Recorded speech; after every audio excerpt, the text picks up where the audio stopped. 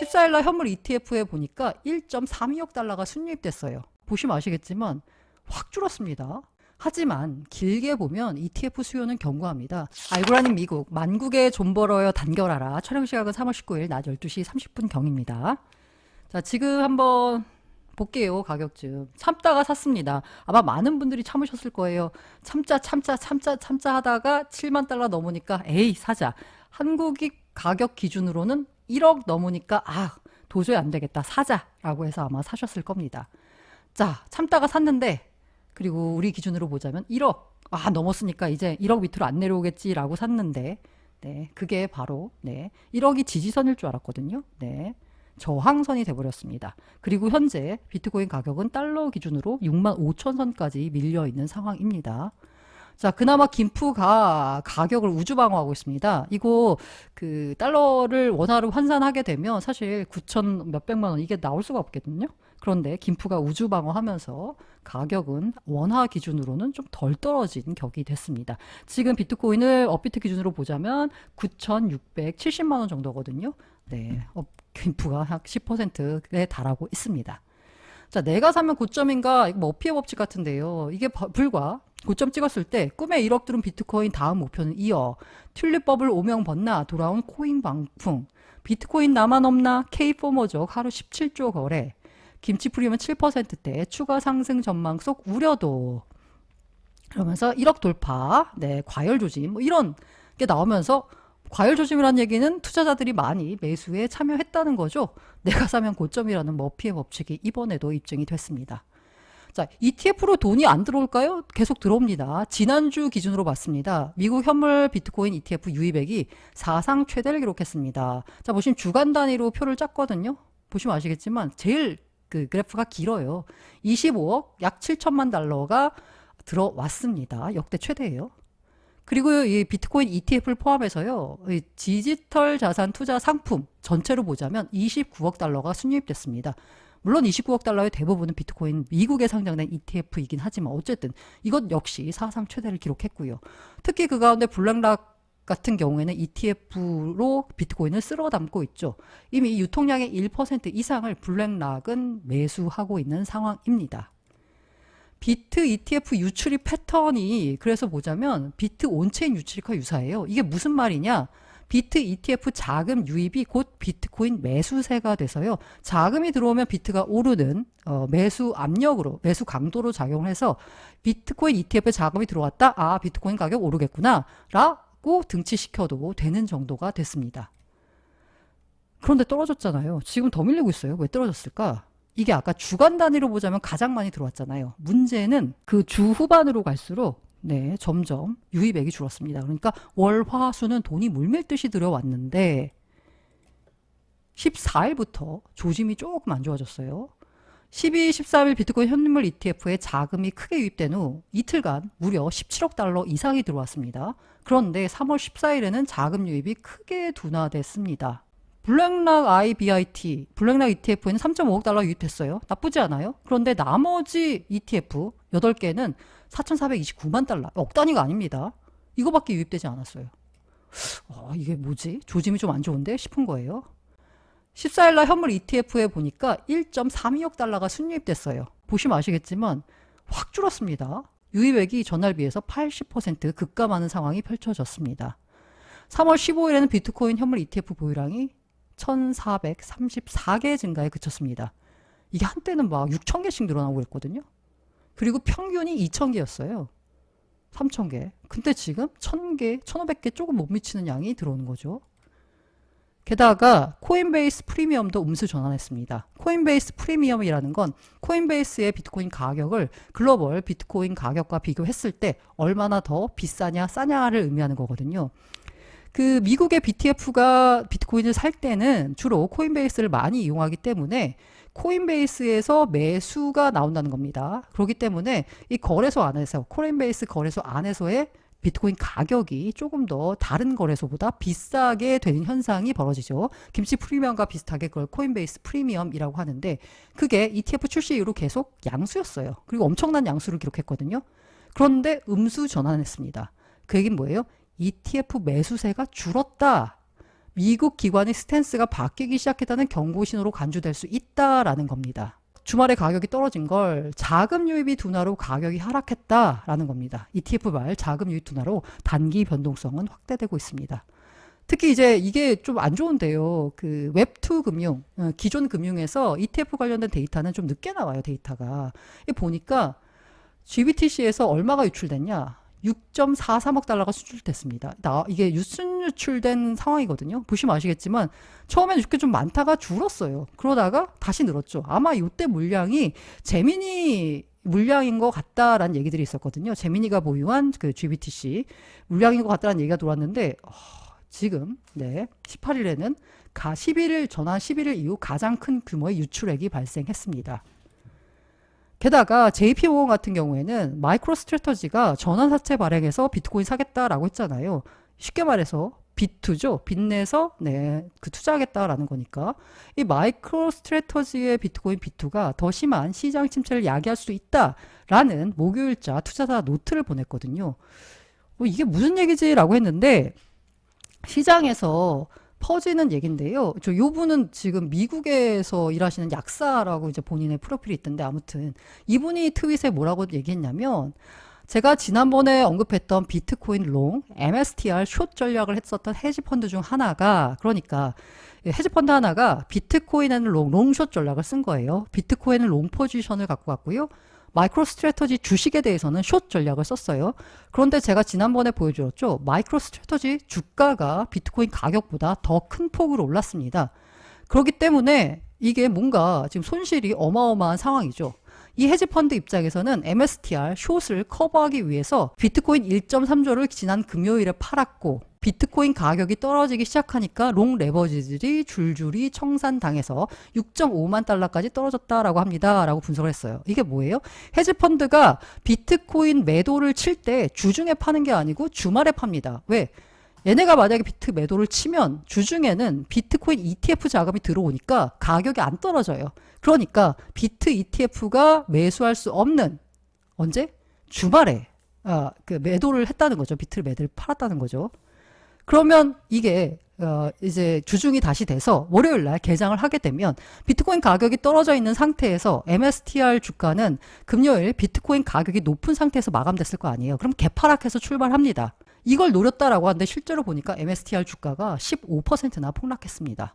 비트코인 떨어지니까 MSTR 주가 떨어지고 MSTR 주가 떨어지니까 비트코인도 떨어지고 여기에는 어떤 그런 MSTR과 비트코인을 활용해서 롱숏 전략을 취한 헤지펀드들이 엮여 있고 ETF가 나오면서 월가 자금들까지 엮이면서 굉장히 큰 판에 약간 시장이 펼쳐졌다라고도 볼 수 있는 거죠. 하지만 길게 보면 ETF 수요는 견고합니다. QCP 캐피탈 같은 경우에는 비트코인 현물 ETF 수요가 견고하다라면서 단기 급락세는 커버 가능하다라고 했습니다. 단기 급락은 어느 정도를 봐야 될지는 뭐 알 수 없지만요. 현재 이들이 전망한 연말 10만에서 15만 달러 이 전망을 바꾸지 않았습니다. 그리고 실제로 성과를 보면요. 지금까지 올해 ETF가 여러 개가 나왔겠죠. 비트코인 ETF를 포함해서요. 근데 자금이 가장 많이 유입된 상위 6개 ETF를 봤더니 그중에서 2개가 3분의 1이 비트코인 현물 ETF였다라는 겁니다. 당연히 이 ETF는 피델리티와 블랙락 ETF가 되겠죠. 근데 아쉽게도 그 ETF 가운데 1등이 블랙락이잖아요. 2등이 뱅가드인데 이 뱅가드가 비트코인 ETF 우리 안 하겠다라고 했어요. 사실 처음부터 뱅가드는 비트코인은 우리의 투자 철학과 맞지 않는다라고 해서 별로 안 좋아했습니다. 다만 언젠간 들어오지 않을까요? 라는 생각이 듭니다. 게다가 투자 주체가 바뀌는 점도 단기 변동성을 확대하는데요. 분석을 해봤더니 글래스노드가 3개월 미만 신규 투자자로 손바꿈이 진행 중이다라고 합니다. 손바꿈이 진행될 때는 언제나 단기 변동성이 나오게 돼 있죠. 이게 보면 단기 보유자가 왜 그러면은 손바꿈이 나냐? 이제 많이 벌었다. 수익 실현한다라는 거죠.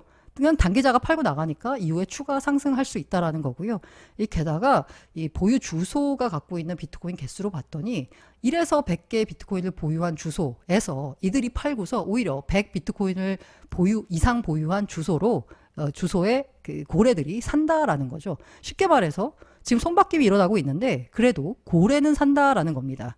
그럼 이렇게 신규 고래가 평균에서 매입한 비트코인 가격은 얼마냐? 56,400달러인데 이걸 다시 말하면 이 가격은 지지선이 될 수 있다라는 겁니다. 그래서 지난 주말 변동성은 1년 내에 최대를 기록했고요. 그래서 아마 굉장히 주말 마음 졸이시는 투자자분들이 많았을 것 같습니다.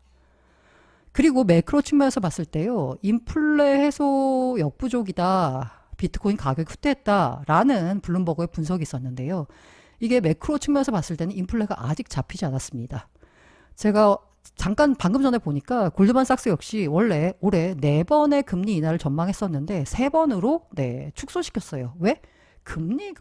인플레가 생각보다 안 잡힐 것 같다라는 겁니다. 매크로 고려하면 지금은 거품이다라는 평가도 있습니다. 뱅크 오브 아메리카의 애널리스트가 미국 크립토, 코인과 미국 증시에 거품이 꼈다라고 분석을 했습니다. 지금 뭐 그런 분석들 많이 나오고 있잖아요. 특히 이 밈코인의 급등을 보면 아무래도 시장이 과열 조짐을 보이는 것 같다라는 전망이 시장의 지배적이고요. 그리고 요새 엔비디아 고점론 얘기 많이 나오잖아요. 그런데 이게 최근에 이제 가격 흐름을 분석해 봤더니 이 비트코인과 엔비디아의 상관관계가 1년 만에 최고다라고 합니다. 그럼 엔비디아 고점론이면 엔비디아 가격이 떨어진다라는 거잖아요. 비트코인도 하락 쪽에 무게를 싣는 거 아닌가라고 걱정이 됩니다. 게다가 아까 제가 과열 조짐 얘기를 했었는데 드디어 비트코인의 검색량이 그 유명하다는 테일러 스위프트를 제쳤습니다. 이 정도로 지금 뜨겁다라는 건데요. 하지만 제가 드리고 싶은 말씀은 비트코인은 원데이 투데이 하루 이틀 투자할 자산이 아닌 거죠. 크립토컴 CEO가 굉장히 좋은 말을 했는데요. 지금의 약세는 건설적인 미래를 위한 일종의 조정이다. 과도한 레버리지를 제거하고 갑작스럽고 공격적인 가격 급등을 방지하기 위한 건전한 흐름이다 라고 말을 했습니다. 건강한 조정입니다. 네, 글래스노드 수석 분석가 체크메이트 역시 MVRV 지표, 온체인 지표적을 보니까 건강한 조정이다. 현물 주도의 강세장은 이어질 거다라고 말을 했습니다. 다만 이 단기로는 ETF 유입량이 우리가 생각하는 기대보다 불충분할 수도 있습니다. 그래서 만약에 우리는 막 엄청 1억 달러가 들어오길 기대했는데 5천만 달러밖에 안 들어왔어. 그러면 10X 리서치의 분석에 따르면 이런 그 기대감 불충분이 될 때는 불충족하게 되면 5.9만 달러까지도 밀릴 수 있다라고 분석했습니다. 지금 하락 쪽으로 약간 방향을 틀고 있는데요. 제가 드리고 싶은 말씀이 이거예요. 하락에 대응해야 되나? 대응해야 되겠죠. 근데 너가 효율적으로 대응할 수 있을까? 굉장히 유명한 슈카월드 짤이죠. 하락이 나오는데 내가 대응을 해야 하는데 내가 대응할 수 있을까? 의문입니다. 소위 말해서 사팔사팔 하다가는 오히려 자산을 내 시드머니를 잃을 수도 있다라는 거죠. 그래서 길게 보고 투자하자라는 겁니다. 기관 투자자가 유입되면 올해 8만 달러 이상 간다라는 게 바이낸스 새로운 CEO죠. 리처드 텅의 분석입니다. 그리고 기관 유입이 시작됐냐라고 보자면 아직 시작도 안 했습니다. 이게 오늘 그 에릭 발추나스라는 블룸버그 애널리스트가 올린 트윗이거든요. 이 블룸버그 TV에서 이 카슨 그룹의 부사장을 인터뷰를 했어요. 이게 무슨 얘기냐? 카슨 그룹 같은 경우에는 미국 RIA 회사입니다. RIA 회사가요. Registered 인베스트먼트 어드바이저라고 하더라고요. 우리로 말로 바꾸면 독립투자 자문사 정도 되겠습니다. 고객들의 투자와 관련된 자문을 해주는 자격을 갖춘 회사를 말하는데 미국에 등록된 RIA 수가 1만 4,800여 개 정도 됩니다. 카슨그룹은 약 300억 달러 정도, 카슨그룹의 고객들이 약 300억 달러를 운용한다라고 하고 있는데요.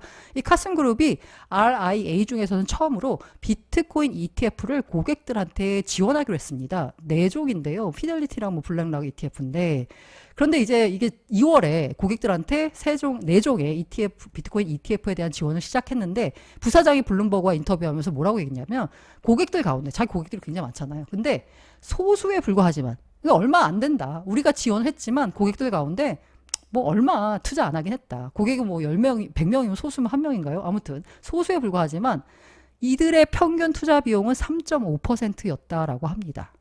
자, 그렇다라고 하면 RIA이라는 그런 회사들, 이런 그룹들이 모두 다 지금 카슨그룹에서 시작하지만 다들 자기 고객들한테 비트코인 ETF를 추천을 하고 그 추천을 받은 고객들 가운데 일부가 비트코인 ETF를 투자를 하고 그 투자 비중이 평균 3.5% 정도 된다라고 하면 도대체 얼마의 자금이 들어올까요? 그래서 코인쉐어즈 리서치 책임자 같은 경우에는 만약에 투자자문업계, 이게 RIA를 말합니다. 여기가 만약에 비트코인 현물 ETF 투자한다? 그러면 500억 달러가 투입될 수 있다라고 합니다. 네. 그게 이제 500억 달러 같은 경우에는요. 어떻게 계산된 거냐? 이게 RIA 시장이 50조 달러래요. 근데 이 중 10%가 50조 달러의 10%만, 게다가 포트폴리오의 1%만 할당해도 500억 달러예요. 근데 아까 카슨그룹 같은 경우에는 다 들어온 건 아닌데 투자한 사람들의 평균 비중은 3.5%였잖아요. 그러니까 500억 달러 이상 갈 수도 있다는 얘기가 됩니다. 그래서 그런지 스탠다드 차타드 같은 경우에는요, 비트코인 연말 목표가를 원래 10만 달러로 봤었는데 15만 달러로 상향 조정했습니다. 내년에는 무려 25만 달러까지 상승할 거다라는 전망까지 내놨습니다. 게다가 텐티 홀딩스 설립자 같은 경우는 덴타피에로라고 약간 유명한 인플루언서거든요. 비트코인 20만 달러가 생각보다 쉽게 달성할 수 있다라는 전망을 내놨습니다. 지금 비트코인 가격이 고점에 비하면 떨어져서 좀 조정을 받고 있는 모습입니다. 다만 긴 시기에서 보자면요, 하락보다는 상승 쪽으로 더 가능성이 높다라는 건 모든 전문가들이 믿어 의심치 않습니다. 다만 단기로는 어떻게 될지 모르죠. 단기 대응을 만약에 이렇게 너가 효율적으로 대응할 수 있을까? 어렵다라고 하면 한번 여유 자금으로 긴 시기열로 투자하시면 어떨까라고 제안해 봅니다. 하지만 모든 투자 판단과 결단, 투자 결과는 투자자 본인의 책임입니다.